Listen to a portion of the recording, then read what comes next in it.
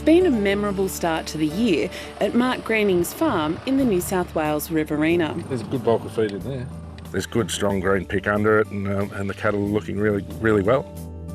The stud breeder and cattle trader had been preparing for a very different scenario. I remember watching a TV report with a map of Australia in mid-August with flames coming out of it. And the words catastrophic, the words super El Niño were used. We're being warned a super El Niño. A warning from meteorologists this morning, a super El Niño. Would be a super El Niño. The Bureau has officially declared an El Niño event. Very dry, hot and dangerous Imagine summer. a giant hairdryer blasting hot air all over eastern Australia. To be honest, it was in our area and the majority of my bull clients' areas, it was totally opposite to what was predicted. There was rain all the way through, good rain, solid rain at the right time, and feed developing where we're not necessarily supposed to normally grow feed. Across the country, producers are grateful to have dodged drought, welcoming flowing creeks and full tanks and dams. But what's got farmers like Mark Greening hot under the collar is the impact of the forecast on the livestock market and livelihoods. Because we as farmers don't just use the weather to work out if we're going to take our coat to the park. It's actually financial for us. He believes many producers sold stock early, or like he did, delayed buying in because of expected drier conditions. I've actually bought quite a lot of cattle in the first 3 weeks of the new year, and I anticipate a $400 a head difference on what I would have paid in November. So over 1,500 steers, that's $600,000. Farmers have been talking about the impact of the forecast dry for months. For me, the biggest, strongest thing that hit this and turned it was the mention of El Niño, driven by social media very much so, and it just put people into a state of fear and shock with actually putting animals back on the market, sheep and cattle. And I've never seen that reaction so quick. Last year saw the most dramatic fall in Australian livestock prices in more than a decade. The response of producers to those impending dry conditions was really the key ingredient to the collapse in market over that time period. From when the El Niño was set to a watch alert, which was back in March of last year, to the lows of the cattle market, which were in October, we saw the Eastern Young Cattle Indicator fall 49% over that period. And if we look at the lamb markets in the eastern states, trade lamb prices from March to September lows had fallen 40%. So there were dramatic falls in prices over that time. But analyst Olivia Agar says it wasn't just the El Niño forecast driving the downturn. We do have to remember that back in August to October last year, it was really the driest period we've ever seen on record. So from a seller's perspective, they were already looking to reduce their numbers to make sure that they had the feed and water available to be able to support their stock. Another analyst says the Weather Bureau shouldn't become a scapegoat. No, I don't think it is fair. I think that there was a myriad of reasons why, I guess, farmers sold early. Feed costs were enormous in terms of the decision making, and people simply did not want to carry their animals through another drought, another dry period, and took the decision early to effectively not hold those animals. Despite international agencies declaring it sooner, the Australian Bureau formally declared the El Niño weather pattern and positive Indian Ocean dipole in September. In particular, favouring warmer and drier conditions, particularly over spring, but also into early summer.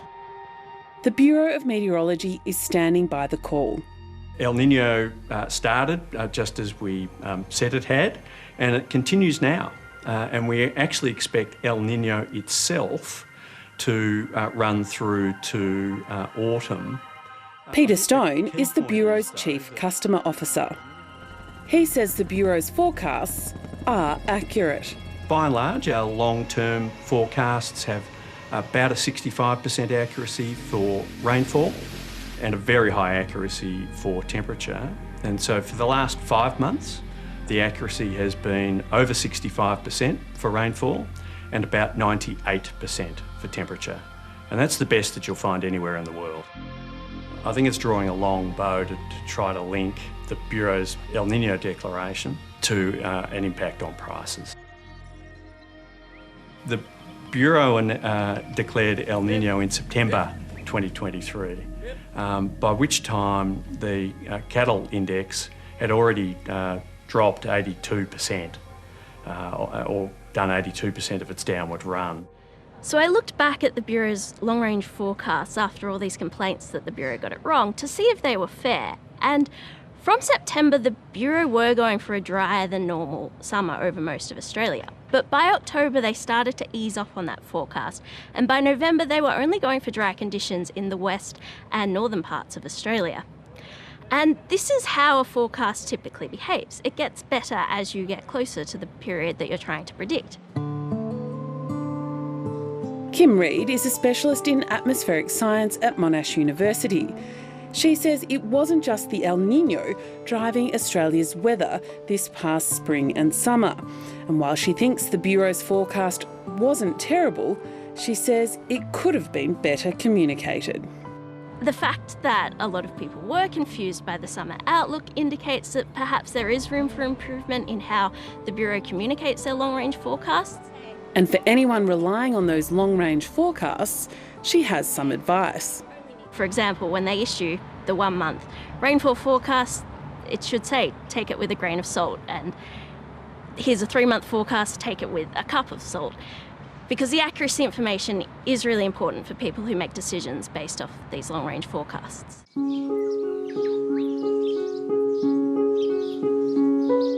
In Queensland's Lockyer Valley, it's far from dry. Look at these ones out here. Benny and Chelsea Endicott-Davies are ploughing in what they'd hoped would be a high-yielding zucchini crop.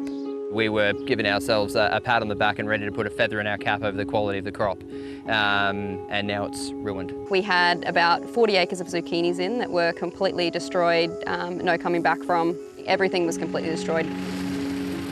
It's been a difficult start to 2024 for the hay and veggie growers. Wet.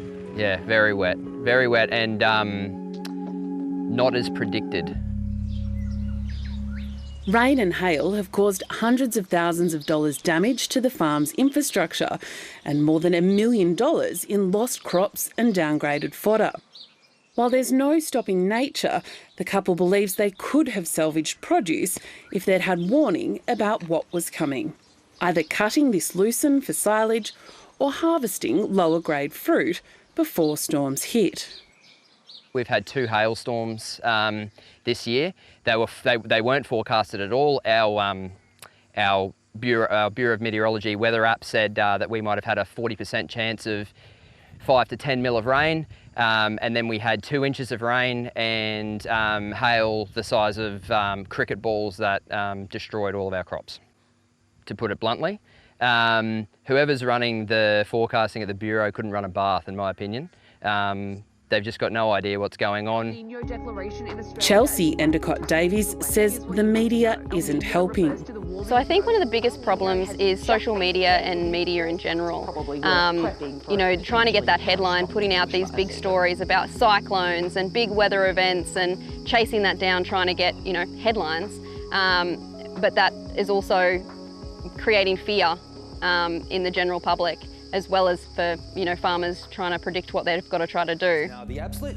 Third-party reporting of our observations, forecasts and warnings tends to focus on the more sensational elements, and that can crowd out the more fact-based forecasting that we do. Having said that, we accept that we always need to work hard to make sure that our forecasts are received as accurately as we intend them to be. The Bureau of Meteorology's Peter Stone doesn't believe farmers are losing faith in its forecasting. We're aware that there's a wide range of opinions out there. The surveys show a really consistent faith in the Bureau, where for every 70 people who say that they really like the Bureau, there's less than one who says they don't. When we actually look at the use of Bureau products and services, when the weather's benign, we have 100 million hits to the Bureau website and app every month. When the weather gets a bit more exciting, that races up to about 220 million hits a month. That's 5,000 hits every minute of every day when people need us most. I think one thing people need to understand is that nobody can predict the future. Not even the Bureau, no international weather agency. No one can predict the future. Looking good. I think we walked too far.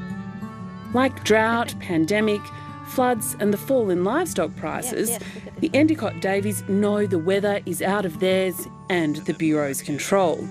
All farmers, I know, like we all take responsibility for our farms and for our businesses, and when you have 3 or 4 years where you just get hammered, it makes it very, very hard.